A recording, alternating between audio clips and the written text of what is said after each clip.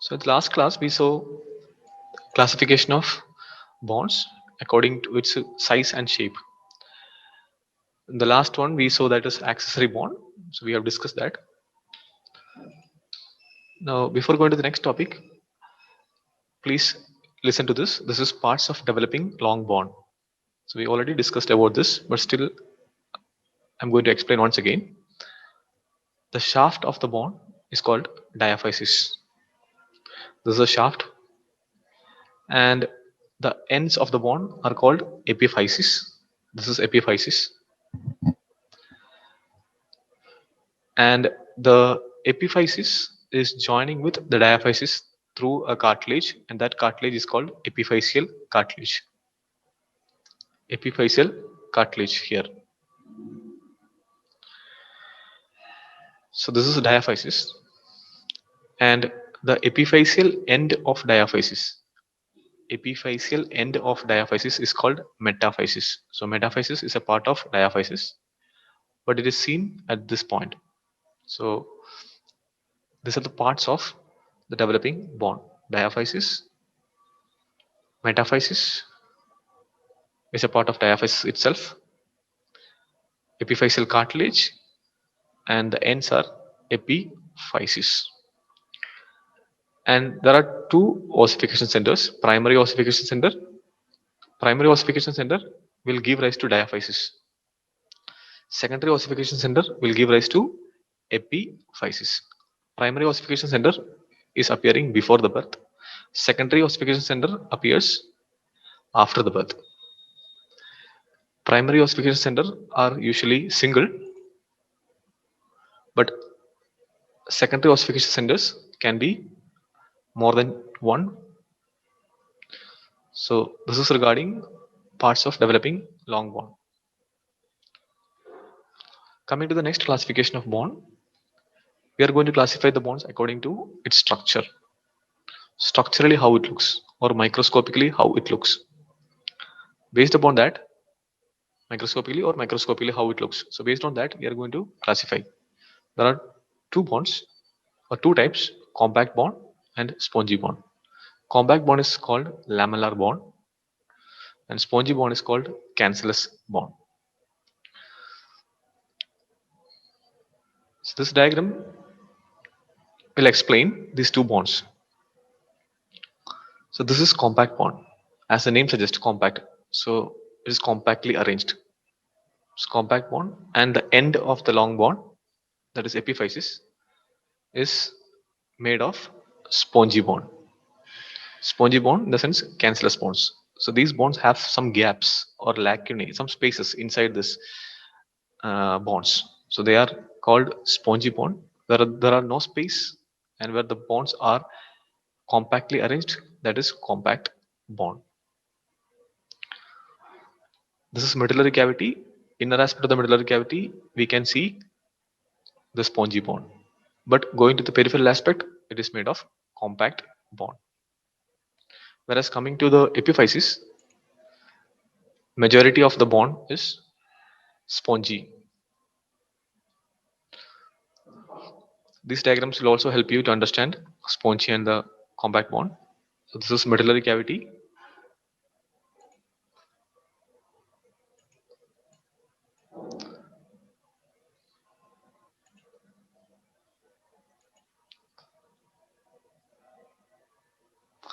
This is medullary cavity. This figure, this is the medullary cavity in this area, and this area is magnified here to show you compact and spongy bond.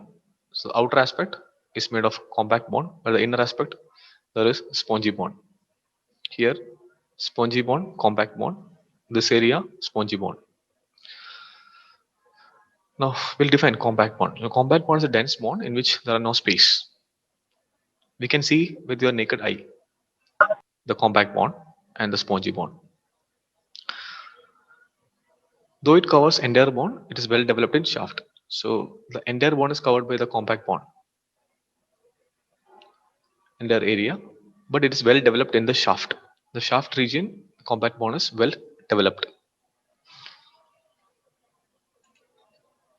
So this is a microscopic figure where we can see that this area, the outer aspect of the bond, that is compact bond, whereas this area, there are a lot of spaces, and that is cancellous bond. Now coming to spongy bond or trabecular bond, this picture also helps to understand compact and spongy bond.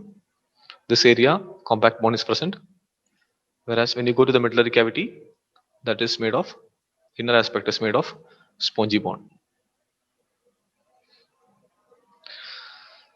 Spongy bond is also called cancellous bond, and where you will see a meshwork of tiny spicules which encloses large space. So there are large spaces which are enclosed by bony spicules, which is seen towards the medullary cavity and also at the ends of the long bone, that is epiphysis.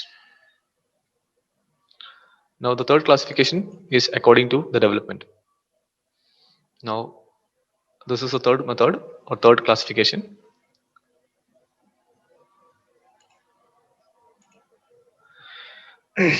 Here there are two types: membranous bonds and cartilaginous bonds. Membranous bond is a type of bond where the bond is formed directly in a fibrous membrane. So there is a fibrous membrane that is present usually. On that, the bond cells will be laid down. So these type of bonds are membranous bonds. Examples are skull bonds and mandible. Mandible forms the lower jaw.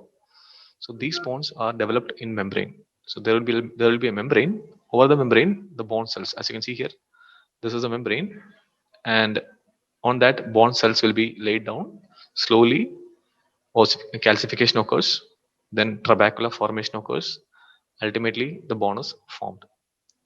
So this is one type of ossification, intramembranous ossification. You know what is ossification? Ossification is a formation of bond.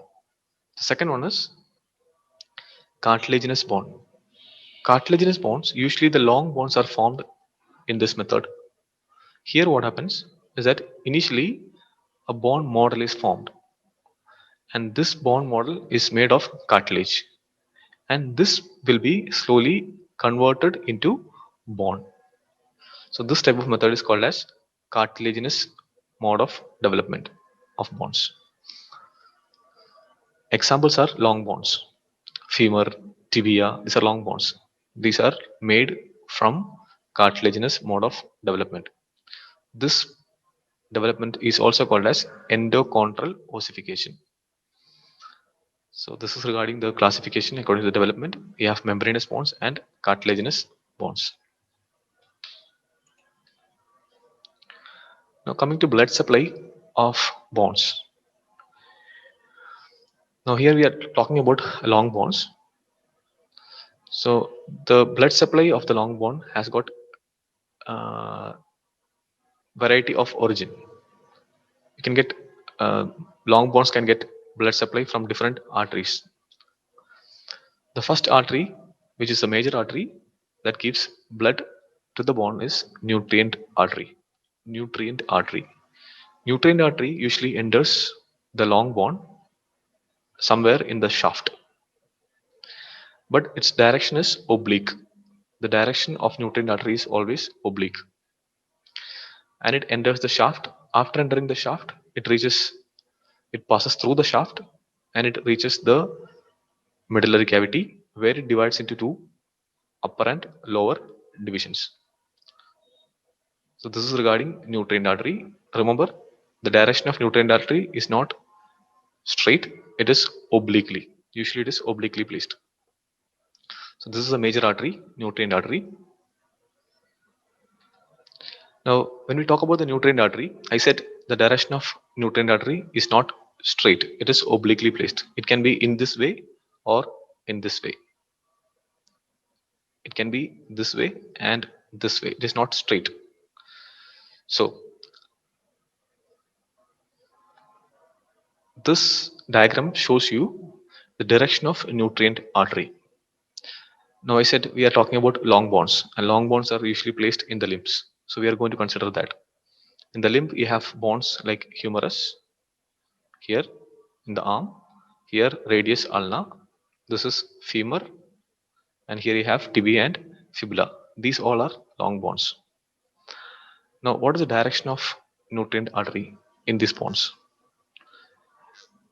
The direction of nutrient artery in this bond is downward. In the arm, that is in humerus, it is downward.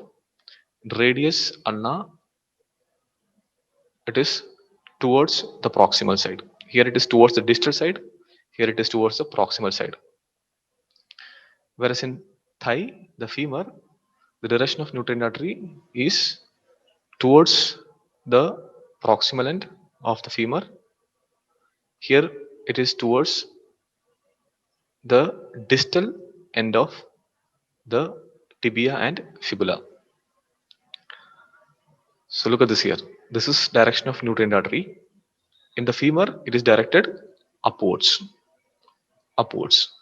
So you can see here, this figure is actually femur, where you can see the direction of nutrient artery. It is upwards. So this is upward direction. If it is this way, that is downward direction. Now this is a femur. So femur we are expecting direction upwards. So you can see here, direction is upwards. Now there is something called as a relation between the direction of nutrient artery and direction of bone growth. Always they are opposite. The direction of nutrient artery and the direction of bone growth are opposite to each other. I will explain. We will explain with this bone, femur. We have seen this here, femur. The direction of the nutrient artery is upwards. Upwards. This is upper end, this is lower end of the femur. So it is upwards. That means this is the lower end. The lower end of the femur is the growing end of the bone. I repeat, the direction of femur, the nutrient artery that is supplying the femur is upwards in direction. So the growing end of the bone is the lower end of the femur.